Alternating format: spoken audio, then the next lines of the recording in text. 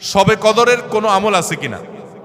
শবে কদরের আমল আছে ভাই। শবে কদরের সব ধরনের ইবাদতই করার চেষ্টা করতে হবে সাধ্য অনুযায়ী, যেগুলো করা সম্ভব হয়। বিশেষ করে কোরআন তেলাওয়াত করা, দুই রাকাত করে লম্বা কেরাত, লম্বা রুকু সিজদা দিয়ে যতটুকু পারেন নফল নামাজ পড়বেন।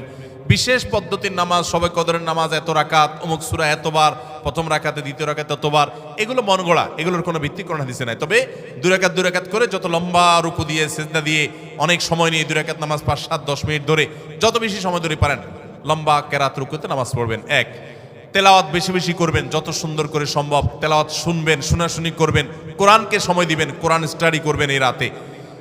আর বিশেষ করে একটা দোয়া আমাদের আয়েশাকে রাদিয়াল্লাহু তাআলা আনহাকে নবী করিম সাল্লাল্লাহু আলাইহি ওয়াসাল্লাম শিক্ষা দিয়েছেন, আল্লাহুম্মা ইন্নাকা আফুউন তুহিব্বুল আফওয়া ফাআফু আন্নি। আল্লাহ আপনি ক্ষমাশীল, ক্ষমাকে ভালোবাসেন, আপনি আমাকে ক্ষমা করুন।